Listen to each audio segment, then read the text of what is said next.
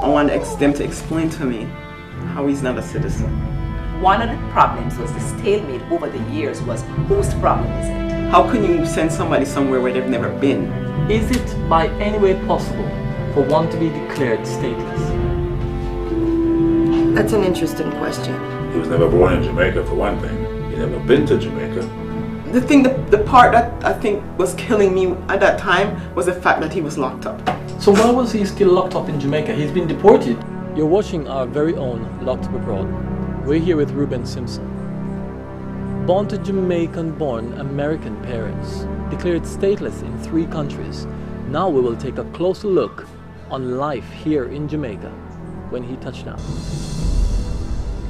So Reuben, you had your German birth certificate in your belongings. What documents did they give to the Jamaican immigration authorities here? The travel document that I flew down with. Your travel document? Yeah, everybody on the plane. And whose details were on that document? Well, it was my name on there, my picture on there, but it said that I was born in Jamaica. It was my turn. They called me up there to process me, and they asked me, "Oh, Mr. Simpson, where were you born?" And I said I was born in Würzburg, Germany. And he said, "What?" And I said I was born in Würzburg, Germany. And he said, "Hold on," and he whispered to the lady behind him. And then she came and she looked at it and she said, "When's your birthday?" And I said, "January 13th, 1980. And the man said, "So you wasn't born in October 15th, 1957? And I looked at the lady and I said, "Do I look like I was born in 1957?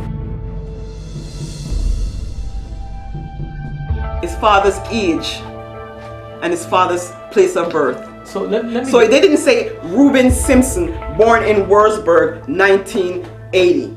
I've heard from him that when he went down there, he had my birth date and birthplace on his documentation. On his documents. So there was something that wasn't right there. She turned the travel document around and showed me, and it says my picture on there, and it says Reuben Simpson, and it says I was born in Lucy, Hanover, in Lucy, Hanover Township, and I was born in October 1957. The immigration officers there that were processing me, they took notice to this right away, and they were like, "See, that's why if they would have looked at start checking people's documents before the U.S. pull off, they say they drop the people off and then leave. So even if they would have went through all the 41 documents, the 41 travel documents, because 41 of us, before the plane took off, I would have been back on that airplane." In order to get him down there, they couldn't have put Reuben Simpson, born in West Germany. Why would they deport him to Jamaica? How did you communicate with them in the very early stages? How did that work? I couldn't because he was locked up. In Jamaica? In Jamaica. Where did you go after you leave that church, as it were? After they seen that the information was right on the card, they said I would have to come with them. They can't let me out on the street. So I said, "Well, taking me to a hotel." And they said, "No, you're going to go to the remand center." And I asked them, "What's that?" And they said, "It's by the gun court. The best place they can put me at right now." You can't imagine the pain to know that he's never been there. And the worst part is that they locked him up. Now, like, I hear story about Jamaican prison, and I think about it, and like, but they need some proof that my mother and father were born here, or that how do I have any ties here? They need proof. Everybody keeps telling me, do something, but I don't know what to do.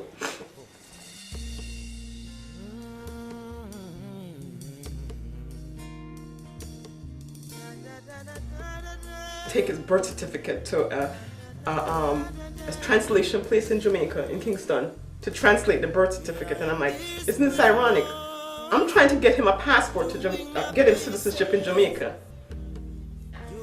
My son that doesn't belong here, but I've got to get him. I'm telling the Jamaican government, please, just beg your chance, because me come from there, give my child citizenship, because nobody, the place where he grew up, and said, no, he doesn't belong here.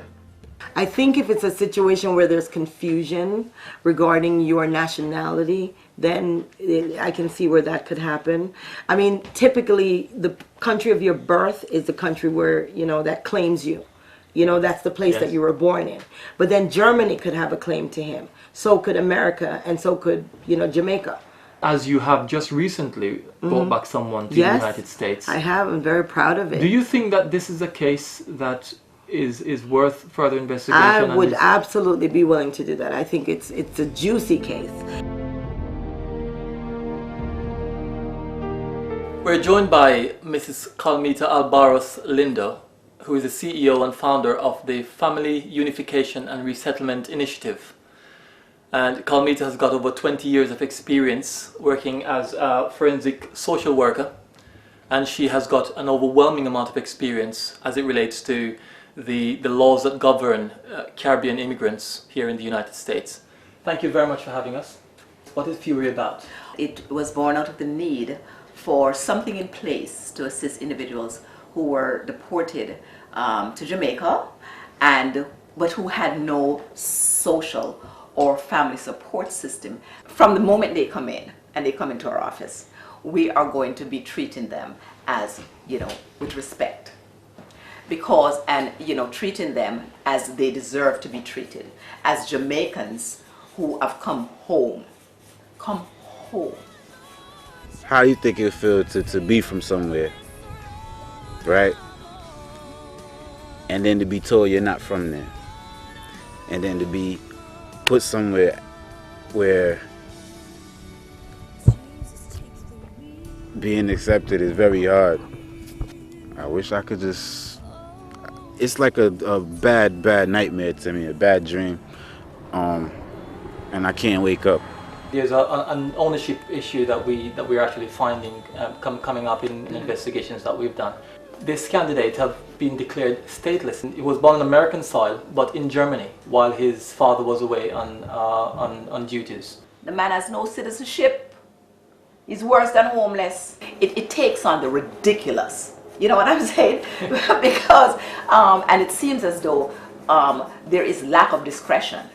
You know, I mean, when does it become totally and completely ridiculous? And when is it more harmful to the society, the deported country, the society of the deported country? You know, and so what we need to bring back into the debate is common sense. Yes, a common sense approach. A common sense to the approach to the issue, that's right. I didn't really get to put a real good fight up or anything like that. You know what I mean? I kind of like just, it got to the top of the pile, and before everybody's eyes can look on it and hear the situation, it got kind of blown off. It's almost like your son, like they ripped him, like your son died. Because it uncontrollably hurts, you know? And I can't show this. I can't call home. I can't say, Mom, I gotta get out of here, or Mom, I don't wanna, things are happening, or I've never been in this. I can't really do that. I have to be strong. he's there, and I can't do anything about it. I can't, you can't even go on a plane and right away and go, he's there. And no matter what he did, I don't think he deserved that, because I can't even imagine myself taking me and putting me somewhere where I don't belong. I've never been, but taken to somewhere where he has no idea, No family, no and nothing. Sometimes I look at it and say, the kids in the U.S. and in a certain area where you live, this is what it ends up because of the school system failed them. This is the norm for them. If you go to any, and I'm not even racist, you go to any white person and you see, you tell them the outcome for a black child in our neighborhood, they're going to tell you they're going to either end up one way or the other selling drugs or on drugs. So if I had raised my child in Jamaica, if I had had my kids in Jamaica, I don't think he would be in that. No. Because that's not how we had lived. Even here, that's not how we live. I never take drugs. I don't smoke. Like at night, sometimes I jump up in my sleep. It's like, this can't be the right punishment. It can't be. You actually banish somebody from a country, from his country, because he does what every other teenager, most of these kids because this is all they give them to do. This is all they show them. This is all they show them. And this is how he thinks that he's going to be big. What you live on now is hope. Yeah, I keep hoping that somebody just recognize that they made a mistake. If you tell anybody this story, they say, no, it can't be. This is wrong. But nobody seemed to know what to do. And so he wants to come home. What more can a mother ask for than for her own son to come home to her?